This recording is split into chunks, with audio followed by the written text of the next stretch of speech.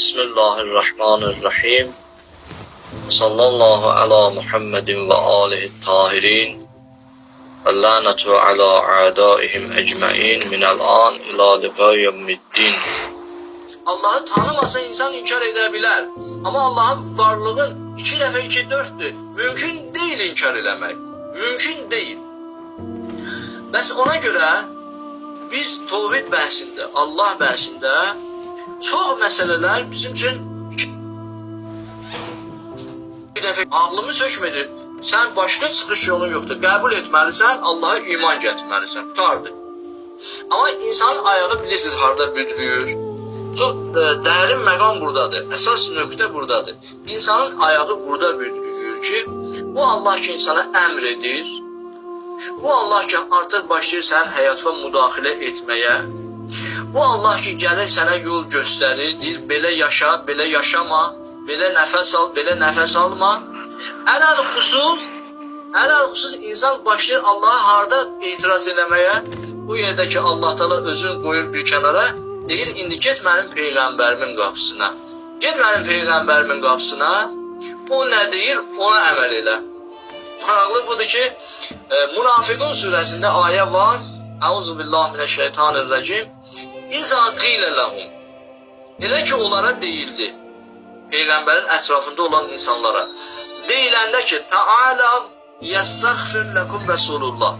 Gəlin Peyğəmbər sizin üçün istiğfar eləsin. Hətta öz xeyirləri olanda belə Kərbalay Peyğəmbərin qapısına getmək istəmirlər. Hətta xeyirləri bundadır ya. Elə ki Allah Teala bizləri, insanları göndərir bir insan qapısına ki Peyğəmbərdir, seçilib Allah tərəfindən ya məsum qapısına biz orada ayağımız büdrüyür. Əsl iman burada özünü göstərməlidir. Münafiqun surəsində deyir ki, sizə deyiləndə ki, Ta'alav, gəlin, yəstəğfir ləkum Rəsulullah. Peyğəmbər sizin üçün istiğfar eləsin, sizin üçün dua eləsin. Bilirsiniz nə edirlər? Ləvvav ruusahum. Başlarını yerlədirlər. Yəni təkəbbür edirlər. Və rəəytəhum yəsuddun. Və görürsən ki, üz döndərirlər. Üz döndərirlər. Etiraz ünvanı ilə üz döndərirlər. Və hum mustakbirun. Elə bir halda ki, təkəbbür halındadılar. Bəşər niyə burada insanın daxili batini üzə çıxır? Çünki ən çətin iman tevhiddə, tevhidin inşallah mən mərhələlərini sayacağam. Tevhid varlıqda var, tevhid xaliqiyyətdə var, tevhid rububiyyətdə var. Rububiyyət də 2 cürdür. Təkvini var, təşriyi var. Tevhid uluhiyyətdə var, tevhid uluhiyyətdə var, tevhid ibadətdə var, tevhid təvəkküldə var ki, bunları biz bir-bir bəhs edəcəyik inşallah Allahın köməkliyi ilə və deyəcəyik hara kimi getməliyik, hara kimi getməsik xilas olmalıyıq. Və hardan sonra kamillikdir.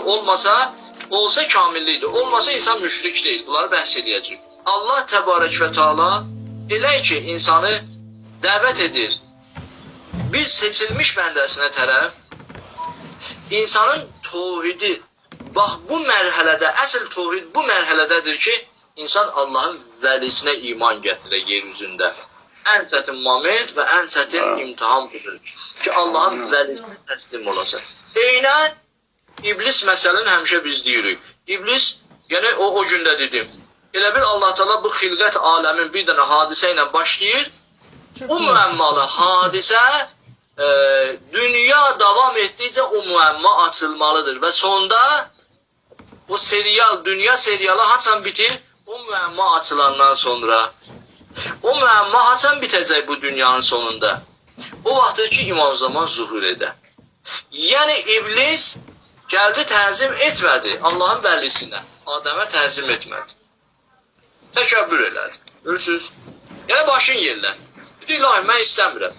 Orada Allahın xaliqiyyətini də qəbul edir. Allahın rububiyyətini də qəbul edir təkvində. Allahın uluhiyyəti də qəbul edir. Amma təkəbbürü haradadır? Harada müşrik oldu? İnşallah biz tevhid bəhsində deyəcəyik bunları. Yadımızda qalsın. Yəni Allahın vəlisinə təzim etmədi. Yəni həqiqi müvəhhid olmadı. Və maraqlı budur. Allahın zatında Allahın birliğini qəbul edir. Allahın şərik qoşmur.